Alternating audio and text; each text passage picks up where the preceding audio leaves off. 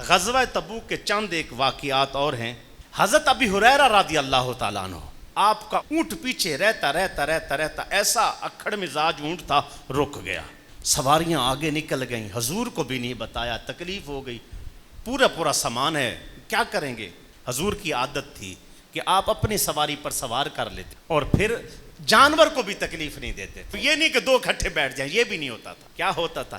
پھر حضور باری باری سفر کرتے، اس کو بٹھاتے، خود مہار پکڑ لیتے، پھر سفر ہوتا، پھر خود بیٹھتے تو اگلا بندہ پھر، یعنی اس طرح جانور کو بھی تکلیف۔ اب ان کو پتا تھا میں نے حضور کو کہنا ہے تو حضور کو تکلیف ہوگی، حضور اپنے ساتھ بٹھا لیں گے ایسے، اور خود سرکار خود بھی چلیں گے پیدل اور تکلیف ہوگی۔ انہوں نے نہیں بتایا، اونٹ کو آ مارا، چل، اونٹ نہ چلا۔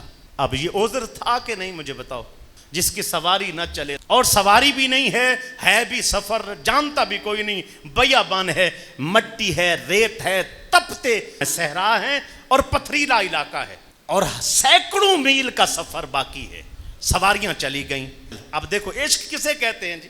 حضرت ابی ہریرہ رضی اللہ تعالی عنہ پیدل چلنا شروع کی۔ جب حضور تبوک پہنچے تو حضرت ابی ہریرہ بھی پہنچ چکے تھے۔ جب حضرت ابی ہریرہ پہنچے نا تو حضور نے حضرت ابی ہریرہ کو کہا، ابی ہریرہ تو پیچھے رہ گیا تھا؟ یا رسول اللہ میری سواری نہیں چلتی۔ تو آج دین ہم تک پہنچا ہے، دیکھ لو کتنی قربانیوں کے بعد آج ہم نماز سے آری لوگ ہیں، آج ہمارے پاس سب کچھ موجود ہے، ہم دین پہ چلنا ہمارے لیے دشوار۔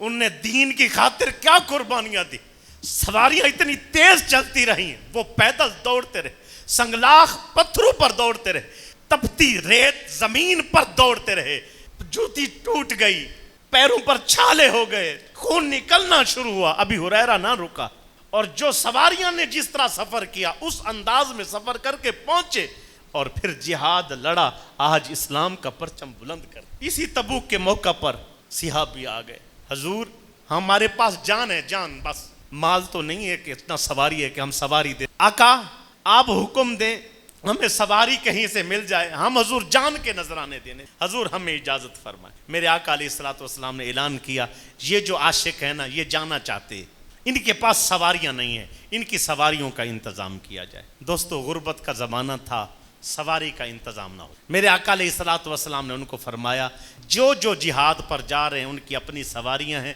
وافر سواریاں ہمارے پاس موجود نہیں ہیں، آپ نہیں جا سکتے۔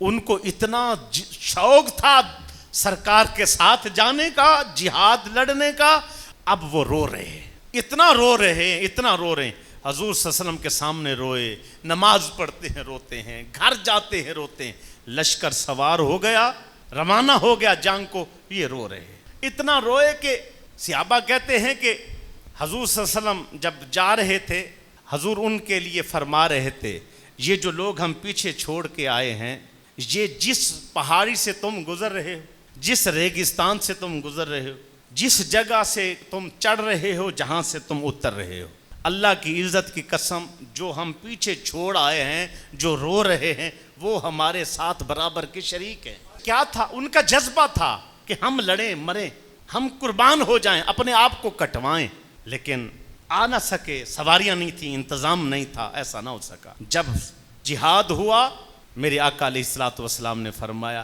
جنگ تم لڑ رہے ہو، سارا کچھ تم نے کیا، اس سے جو مال غنیمت ملا، اس مال غنیمت سے مکمل حصہ ان لوگوں کے کالا گیا جو پیچھے گھروں میں تھے۔ یہ ہے ایک انسان کے پاس کوشش پوری ہو کہ اللہ کے، اور کچھ لوگ ایسے تھے جب حضور آئے، ان میں کچھ لوگ ایسے تھے آ کر، منافق جو تھے، جی میری بیوی بیمار تھی، حضور نے فرمایا ٹھیک ہے چلے جاؤ۔ اس ایک نے کہا جی میرا والد بیمار تھا، آپ نے فرمایا چلے جاؤ۔ کرتے کرتے عذر پیش کرتے رہے، جھوٹ بولتے رہے، حضور چپ کر کے بیٹھے۔ آج بھی بندوں سے بات کریں، کوئی سمجھانے کے لیے کوئی بات کریں، 100 جھوٹ بول، یہ مسئلہ ایسا تھا، یہ مسئلہ ایسا تھا، یہ مسئلہ، سچ کی بنیاد، سچ پہ قائم رہو۔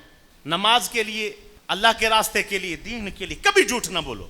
ایک تو وہ رونے والے تھے، ایک منافق لوگ تھے جو ویسے بیٹھ گئے تھے، اور ان میں 3 بندے ایسے تھے۔ کعب بن مالک، جب حضور کا قافلہ چلا گیا تو انہوں نے نہ پیچھے، گھر میں گئے تو بیوی نے پانی لگایا ہوا ہے، چھڑکاؤ کیا ہوا ہے، سب کچھ کیا ہوا ہے، بند سور کے تیار ہو کے، کھانا بہترین پکا کے رکھا ہوا ہے، انتظام کیا، اور 4 پہ رکھی ہوئے، گھر ٹھنڈا تھا، ایسے قدم اندر رکھا، کہتے نہیں، میں رہ گیا ہوں تو میں ایسا کچھ نہیں کروں گا۔ حتیٰ کہ مختصر سرکار واپس تشریف لائے، کعب بن مالک اور یہ 2 اور افراد حاضر ہو یا رسول اللہ، ہمیں کوئی عذر نہیں تھا. ہم نہیں کہتے ماں بیمار تھی، بیوی بیمار تھی، والد بیمار تھا، سواری نہیں تھی. حضور سواری بھی تھی، ہم بھی توانا ٹھیک ٹھاک تھے. مسئلہ حضور کیا ہے، ہمیں سستی نے نہیں جانے دیا. سرکار اب ہمارے لیے کیا حکم ہے، ہماری غلطی ہے سرکار. حضور نے فرمایا بیٹھ جاؤ، اللہ کے حکم کا انتظار کرو. وہ وہاں بیٹھ گئے. اللہ کی طرف سے حکم اترا کہ ان کے ساتھ سوشل بائیکاٹ کر، کوئی نہ بولے، بات کوئی نہ کرے، سلام کریں جواب نہ دو. صحابی کہتے ہیں کعب بن مالک اور ان کے دو ساتھی اور کہتے ہیں ہمارے اوپر دن گزارنا مشکل ہو گئے، ہمیں سلام دعا کوئی نہیں کرتا تھا. کچھ دنوں کے بعد حضور نے حکم دے دیا کہ اللہ فرما رہے ہیں یہ اپنی بیویوں سے بھی جدا ہو جائے. وہ دوڑے یا رسول اللہ بیویوں کو طلاق دے دے. میرے آقا نے فرمایا نہیں، ان سے صرف جدا ہو جائیں، طلاق نہ دے، کلام نہ کریں، گفتگو نہ کریں. جدا ہو گئے.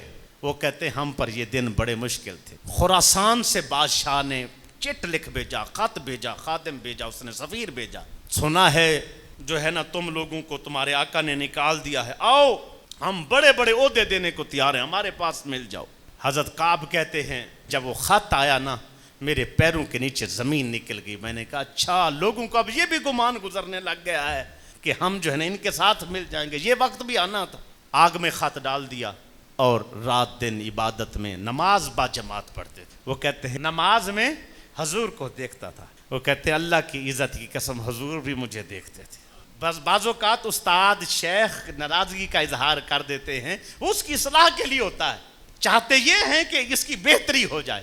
اب کہتے ہیں جب حضور مجھے دیکھتے مجھے تسلی ہو جاتی کہ سرکار مجھ سے پیار کرتے، مجھے حضور کی آنکھوں سے پیار نظر آتا. کہتے ہیں وہ دن گزرتے رہے، 53 دن 53 یہ دن گزرے. 53 دن کے بعد اللہ کا حکم آ گیا، ہم نے توبہ کو قبول کر لیا.